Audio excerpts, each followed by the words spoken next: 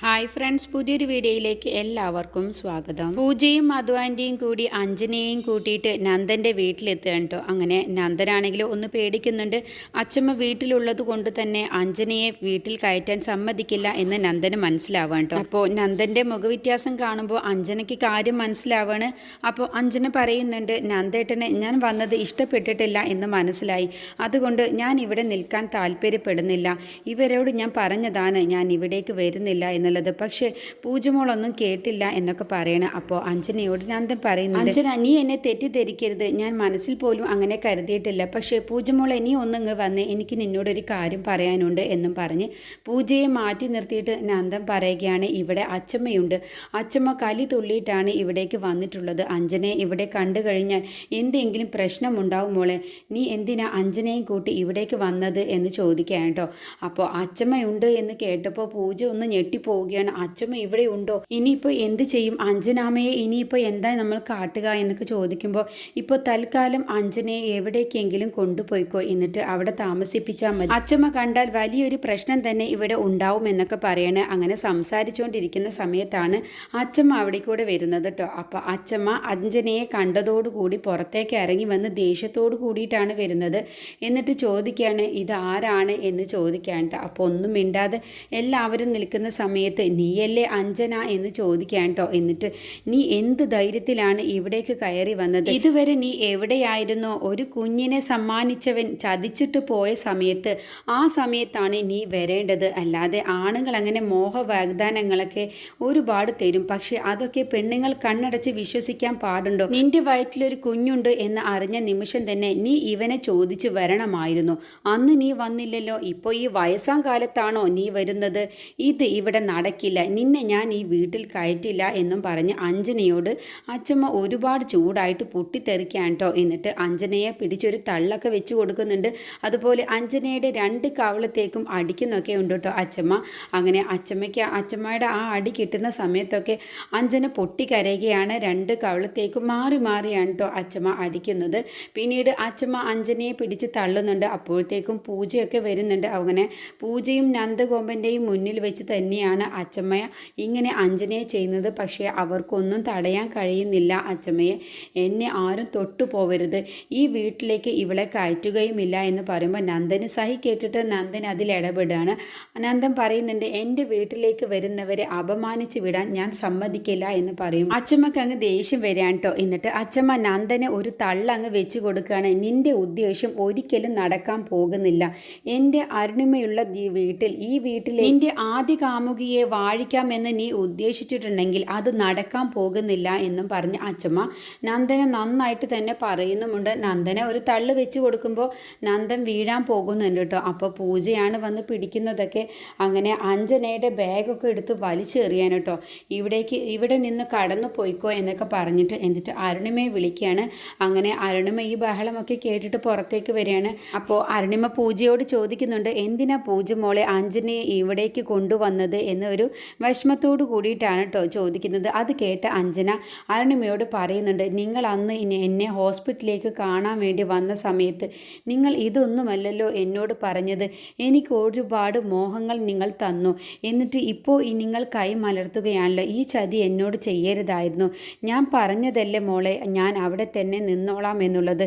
എന്നെ ഒരു പക്ഷേ എൻ്റെ ഭർത്താവ് കൊല്ലുമായിരിക്കും, എന്നാലും എനിക്ക് ഒരു കുഴപ്പവുമില്ല, ഞാൻ തിരികെ അവിടേക്ക് തന്നെ പോവുകയാണ് എന്ന് അഞ്ജന വിഷമത്തോട് കൂടിയിട്ട് പറഞ്ഞിട്ട് അവിടെ നിന്ന് പോവാൻ വേണ്ടി നിൽക്കാൻ കേട്ടോ. അങ്ങനെ ബാഗ് എടുക്കാൻ വേണ്ടിയിട്ട് വീണ്ടും ചെല്ലുന്ന സമയത്ത് അച്ചമ്മ പറയുകയാണ്, വേണ്ട, നീ ഇനി വീണ്ടും ഈ വീട്ടിലേക്ക് കയറണ്ട, ഞാൻ എടുത്തു തരാം നിൻ്റെ ബാഗ് എന്നും പറഞ്ഞ് ബാഗ് എടുത്ത് വലിച്ചെറിയാൻ കേട്ടോ. അഞ്ജനയുടെ ബാഗ് എടുത്ത് അച്ചമ്മ വലിച്ചെറിയാണ്. അങ്ങനെ അത്രയ്ക്ക് മോശമായിട്ട് തന്നെയാണ് കേട്ടോ അച്ചമ്മ അഞ്ജനയോട് പെരുമാറുന്നത്. അത് കാണുമ്പോൾ നല്ല വിഷമം വരുന്നുണ്ട് പൂജയ്ക്കും അരുണിമയ്ക്കൊക്കെ. നന്ദൻ ഒന്നും ചെയ്യാൻ കഴിയാതെ നന്ദൻ മിണ്ടാതെ നിൽക്കുകയാണ്. അങ്ങനെ അഞ്ജന പോകുന്ന സമയത്ത് മധു ആൻറ്റി അച്ചമ്മയോട് പറയുന്നുണ്ട്, എന്താ അമ്മ ഈ കാണിക്കുന്നത് എന്നൊക്കെ ചോദിക്കുമ്പോൾ, നീ ഒരക്ഷരം മിണ്ടിപ്പോവരുത്, എന്നെ ചോദ്യം ചെയ്യാൻ നിനക്ക് എന്ത് യോഗ്യതയാണ് ഉള്ളത് എന്ന് മധു ആൻറ്റിയോട് അച്ചമ്മ ചോദിക്കാൻ കേട്ടോ. അങ്ങനെ അച്ചമ്മ എല്ലാവരോടും ദേഷ്യപ്പെട്ടിട്ട് തന്നെയാണ് കേട്ടോ സംസാരിക്കുന്നത്. അരുണിമയുടെ ജീവിതം നശിപ്പിക്കാൻ വേണ്ടി വന്നത് തന്നെയാണ് ആദ്യ കാമുകിയെ കൊണ്ടുവന്നത്. ഇനി അതിലെ മകളെ കൂടി സ്വീകരിക്കാനാണ് നന്ദൻ്റെ ഉദ്ദേശം എന്നൊക്കെ മനസ്സിലാക്കി നോക്കിയ അച്ചമ്മ നന്നായിട്ട് തന്നെ പൊട്ടിത്തെറിക്കുകയാണ്. അങ്ങനെ ദേഷ്യം വന്നിട്ട് നന്ദൻ അകത്തേക്ക് ഒന്നും മിണ്ടാതെ അച്ചമ്മയൊക്കെ തുറിച്ച് നോക്കിയിട്ട് അങ്ങോട്ട് ദേഷ്യത്തോട് കൂടിയിട്ട് അകത്തേക്ക് പോവുകയാണ് കേട്ടോ. അഞ്ജനയെ കൊണ്ടുവന്ന് പിന്നീട് അഞ്ജനയെ വീട്ടിൽ നിന്ന് പുറത്ത് സങ്കടം കൊണ്ട് തന്നെയാണ് കേട്ടോ നന്ദൻ അകത്തേക്ക് വിഷമത്തോട് കൂടിയിട്ടും ദേഷ്യത്തോട് കൂടിയിട്ടുമാണ് പോകുന്നത്. അപ്പോൾ അച്ചമ്മ പറയുന്നുണ്ട്, അവൻ്റെ ദേഷ്യമൊന്നും കാര്യമാക്കണ്ട, അവനിപ്പോൾ വിചാരിച്ച കാര്യം നടക്കാത്തതിൻ്റെ ദേഷ്യമാണ് എന്ന് അച്ചമ്മ പറയാണ്. അങ്ങനെ പൂജ പറയുന്നുണ്ട്, അഞ്ജനാമ്മ ഇവിടെ നിന്നും പോവാൻ വരട്ടെ, ഞാൻ ആദ്യം അജുവേട്ടനൊന്ന് ഫോൺ വിളിക്കട്ടെ, എന്നിട്ട് അഞ്ജനാമ്മയെ മറ്റെവിടേക്കെങ്കിലും കൊണ്ടുപോവാൻ ഞങ്ങൾ തീരുമാനിക്കാം എന്നൊക്കെ പറയാണ്. അങ്ങനെ അഞ്ജനയെ പോവാൻ വേണ്ടി സമ്മതിക്കുന്നില്ല കേട്ടോ പൂജ. അങ്ങനെ പൂജയും മധു ആൻറ്റിയും കൂടിയിട്ട് അഞ്ജനയും കൂട്ടിയിട്ട് മാറി നിന്ന് അർജുനെ ഫോൺ വിളിക്കുകയാണ്. ഈ സമയത്ത് അർജുനാണെങ്കിലോ ജയിലിലേക്ക് വന്നിട്ടുണ്ടാവും കേട്ടോ. ഷാജിയെയും കൂട്ടിയിട്ട് അവിടുത്തെ സൂപ്രണ്ടിനെയും കൂട്ടിയിട്ട് അർജുനെ കൊല്ലാൻ വേണ്ടി വന്ന ഗുണ്ടയെ ചോദ്യം ചെയ്യാൻ വേണ്ടിയിട്ട്, ആരാണ് എന്നെ അന്ന് കൊല്ലാൻ വേണ്ടി നിനക്ക് കൊട്ടേഷൻ തന്നത് എന്ന് ചോദിക്കാൻ വേണ്ടിയിട്ടാണ് കേട്ടോ. പക്ഷേ ആ ഗുണ്ട ഒന്നും പറയാൻ കൂട്ടാക്കുന്നില്ല. അങ്ങനെ ഷാജിയുടെ കയ്യിൽ നിന്നും അടിയൊക്കെ കിട്ടിയ ശേഷമാണ് കേട്ടോ ആ ഗുണ്ട പറയുന്നത്, ആണ്ടവൻ എന്ന് പറഞ്ഞ ആളാണ് എന്നെ കാണാൻ വേണ്ടി വന്നത്, എന്നിട്ട് അർജുനെ കൊല്ലാൻ വേണ്ടിയിട്ടുള്ള കൊട്ടേഷൻ തന്നത് അയാളാണ് എന്നുള്ള കാര്യമൊക്കെ വിശദമായിട്ട് തന്നെ പറയുകയാണ്.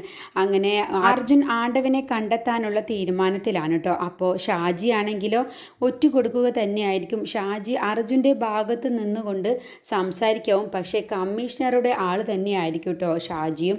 അങ്ങനെ ഷാജി അർജുനും സൂപ്രണ്ടും കൂടിയിട്ട് സംസാരിക്കുന്നതെല്ലാം തന്നെ ജയിലിനകത്ത് നിന്ന് കേൾക്കുന്നുണ്ട്. എന്നിട്ട് ഇതെല്ലാം തന്നെ കമ്മീഷണറെ അറിയിക്കാൻ വേണ്ടിയിട്ട് തന്നെയാണ് കേട്ടോ ഷാജിയുടെ മനസ്സിലിരിപ്പ്. പക്ഷേ ഷാജി ഇപ്പോൾ അർജുൻ്റെ ആളാണെന്നാണ് അർജുൻ വിചാരിച്ചു വെച്ചിട്ടുണ്ടാവുക. ഷാജി അർജുനോടൊപ്പം നിന്ന് അഭിനയിച്ച് ഒറ്റുകൊടുക്കുക തന്നെയാണ്, കമ്മീഷണർക്ക് ഒറ്റുകൊടുക്കുക തന്നെയാണ് ചെയ്യുന്നത്. അങ്ങനെ സൂപ്രണ്ടിനോട് അർജുൻ പറയുന്നുണ്ട്, SP കിരണിൻ്റെ സഹായത്തോടെ ആണ്ടവനെ കുറിച്ചുള്ള എല്ലാ രഹസ്യവും എത്രയും പെട്ടെന്ന് കണ്ടെത്തണം എന്നൊക്കെ പറയുകയാണ്. അതെല്ലാം തന്നെ ഷാജി കേൾക്കുകയാണ്. പിന്നീട് ഷാജി കമ്മീഷണർക്ക് വിളിച്ചു പറയും, ആണ്ടവനെ തപ്പാനുള്ള ഏർപ്പാടുകളൊക്കെ അവർ ഒരുങ്ങിക്കഴിഞ്ഞു, അതുകൊണ്ട് ആണ്ടവനോടൊന്ന് സൂക്ഷിക്കാനൊക്കെ ആവട്ടോ ആ ഷാജി വിളിച്ചു പറഞ്ഞു കൊടുക്കുന്നുണ്ടാവുക. അതുപോലെ അഞ്ജനയുടെ മകൻ കാരണമാണ് കമ്മീഷണർക്ക് അങ്ങനെ ഒരു അപകടം പറ്റിയിട്ടുണ്ടാവുക. കമ്മീഷണർ എഴുന്നേറ്റ് നിൽക്കാൻ പറ്റാത്ത അവസ്ഥയിൽ ആയിട്ടുണ്ടാവും കേട്ടോ. കമ്മീഷണർ വീൽ ചെയറിലൊക്കെ ആയിരിക്കും. കമ്മീഷണറിൻ്റെ മുട്ടിന് താഴെ കമ്മീഷണർക്ക് അപകടം പറ്റിയത് കൊണ്ട് തന്നെ പരിക്കിൽ തന്നെ ആയിരിക്കും.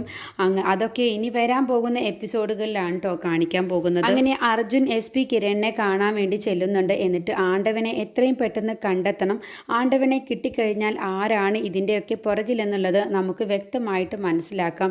പിന്നെ സ്വാതിയുടെ അച്ഛനെ ഒരുപാട് തവണ കാണാൻ വേണ്ടിയിട്ട് ഒരു സ്ത്രീ വന്നിട്ടുണ്ട് എന്ന് പറഞ്ഞ്, അത് എനിക്ക് ഉറപ്പുള്ള കാര്യം തന്നെയാണ്, അത് പ്രിയ തന്നെ ആയിരിക്കും എന്ന് അർജുൻ SP കിരണിനോട് പറയുകയാണ്.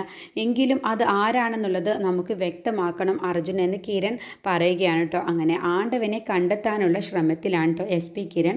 എല്ലാ കാര്യങ്ങളും ചെയ്തു വെച്ചിട്ടുണ്ടാവും. ഈ സമയത്താണ് പൂജ അർജുനെ വിളിച്ച് കാര്യം പറയുന്നത്. അങ്ങനെ അർജുൻ പറയുകയാണ്, അഞ്ജനാമ്മയെ ഇപ്പോൾ എവിടേക്കും സ്നേഹസദനത്തിലേക്കൊന്നും തന്നെ അനാഥാലയത്തിലേക്കൊന്നും തന്നെ പറഞ്ഞയക്കണ്ട, ഇപ്പോൾ തൽക്കാലത്തേക്ക് അഞ്ജനാമ്മയെ നമ്മളെ വീട്ടിലേക്ക് കൊണ്ടുപോയിക്കോ എന്ന് അർജുൻ പറയുകയാണ്. അങ്ങനെ അഞ്ജനയെയും കൂട്ടിയിട്ട് പൂജയും മധു ആൻറ്റിയും അർജുൻ്റെ വീട്ടിലേക്ക് പോവുകയാണ് കേട്ടോ. ഈ സമയത്ത് അഞ്ജനയെക്കുറിച്ച് കനകേച്ചിയും മാധുരിയമ്മയും കൂടി സംസാരിക്കുന്നുണ്ട്. അച്ചമ്മ നല്ല പിടിവാശിയിലാണെന്നുള്ളതും അച്ചമ്മ പോയത് കൊണ്ട് തന്നെ മാധുരിയമ്മയ്ക്ക് നല്ല വിഷമമുള്ളതൊക്കെ ഇങ്ങനെ പറയുകയാണ്. അപ്പോൾ കനകേച്ചി പറയുന്നുണ്ട്, അച്ചമ്മയെ കുറ്റപ്പെടുത്തിയിട്ട് കാര്യമില്ല, സ്വന്തം മകളുടെ ജീവിതം അപകടത്തിലാകുമ്പോൾ ഏതൊരമ്മയും ചെയ്യുന്നതാണ് അച്ചമ്മയും ചെയ്യുന്നുള്ളൂ. കാരണം ഭർത്താവിൻ്റെ ആദ്യ കാമുകിയെ ഒരിക്കലും ഒരു വീട്ടിൽ താമസിക്കാൻ ഏതൊരു അമ്മയും ഭാര്യയും വിഷമിക്കും, അതിൽ തെറ്റു പറയാൻ കഴിയില്ല എന്ന് കനകേച്ചി മാധുരി അമ്മയോട് പറഞ്ഞു കൊടുക്കുകയാണ്. അങ്ങനെ അവരൊക്കെ സംസാരിച്ചുകൊണ്ടിരിക്കുന്ന സമയത്താവട്ടോ പൂജ മധു ആൻറ്റിയും കൂടി അഞ്ജനയും കൂട്ടിയിട്ട് അവിടേക്ക് വരുന്നത്. അങ്ങനെ ആനന്ദും എല്ലാവരും കൂടി ഭക്ഷണം കഴിക്കാനിരിക്കാവും. ആ സമയത്താണ് പൂജ അഞ്ജനയും കൂട്ടിയിട്ട് അവിടേക്ക് ചെല്ലുന്നത്. അങ്ങനെ പൂജ അഞ്ജനയോട് പറയുന്നുണ്ട്, ഈ വീട്ടിലുള്ളവരോട് എല്ലാവരോടും ഞാൻ പറയുകയാണ് അഞ്ജനാമ്മ ആരാണെന്നുള്ള കാര്യം എന്നും പറഞ്ഞിട്ട് അഞ്ജനയെക്കുറിച്ച് പറഞ്ഞു കൊടുക്കുകയാണ്. അഞ്ജന അർജുൻ്റെ വീട്ടിൽ താമസിക്കാനുള്ള തീരുമാനമെടുക്കുകയാണ്. അപ്പോഴത്തേക്കും അർജുനും കൂടി അവിടേക്ക് വരുന്നുണ്ട്. എന്നിട്ട് മാധുര്യമ്മ പറയുന്നുണ്ട് കേട്ടോ, അച്ചമ്മ ഇത് എങ്ങനെ സഹിക്കുമെന്നൊക്കെ അർജുനോട് പറയുന്നുണ്ട്. അപ്പോൾ അച്ചമ്മയുടെ ഇപ്പോഴത്തെ ദേഷ്യമൊന്നും കണക്കാക്കേണ്ട, അച്ചമ്മയോട് കാര്യം പറഞ്ഞാൽ അച്ചമ്മയ്ക്ക് മനസ്സിലാവും അതൊരു പാവം പിടിച്ച അമ്മയാണ് എന്നുള്ളത് മാധുരിയോട് അർജുൻ പറഞ്ഞു കൊടുക്കുകയാണ്. ഈ സമയത്ത് അരവിന്ദനാണെങ്കിലോ അലക്സുമായിട്ട് ഇങ്ങനെ നല്ല ദേഷ്യത്തിൽ ദേഷ്യത്തിൽ ഇങ്ങനെ സംസാരിക്കുകയാണ് കേട്ടോ. അപ്പോൾ കള്ള് കുടിച്ചുകൊണ്ടിരിക്കുകയാണ്. ആ സമയത്ത് പറയുന്നുണ്ട്, ഞാൻ അവളെ വെറുതെ വിടില്ല, അഞ്ജന എവിടെ പോയാലും ഞാൻ അവളുടെ കൂടെ ഉണ്ടാവും, എന്നിട്ട് അവളെ ആരാണോ സംരക്ഷിക്കുന്നത് ആ വീട്ടിലുള്ള എല്ലാവരെയും ഞാൻ ജയിലിൽ അഴിക്കുള്ളിലാക്കുമെന്നൊക്കെ ഇങ്ങനെ ദേഷ്യത്തോടു കൂടി പറയുന്നുണ്ട്, ഒരു പകയോട് കൂടിയിട്ടാണ്. അപ്പോൾ അലക്സ് പറയുന്നുണ്ട്, അങ്ങനെയൊന്നും വേണ്ട, അതൊരു അഞ്ജന കുഞ്ഞൊരു പാവമാണ് എന്നൊക്കെ പറയുമ്പോൾ എനിക്കതൊന്നും കേൾക്കണ്ട, ഞാൻ പറയുന്നത് പോലെ അഞ്ജന മുദ്ര പേപ്പറിൽ ഒപ്പിട്ട് തന്നാൽ പിന്നെ ഞാൻ അഞ്ജനയുടെ പുറകെ നടക്കില്ല എന്ന് അലക്സ് അച്ചായൻ അവളോട് അത് പറഞ്ഞ് മനസ്സിലാക്കി എന്നൊക്കെ അലക്സിനോട് അരവിന്ദൻ പറഞ്ഞു കൊടുക്കുകയാണ്. അഞ്ജന അർജുൻ്റെ വീട്ടിലെത്തിയതോടുകൂടി ഇനി കമ്മീഷണർ മാളത്തിൽ നിന്നും പുറത്തിറങ്ങാനുള്ള സമയമായിട്ടോ. ഇനി കമ്മീഷണറെ കാണിക്കാനുള്ള എപ്പിസോഡൊക്കെ വരാനിരിക്കുകയാണ്.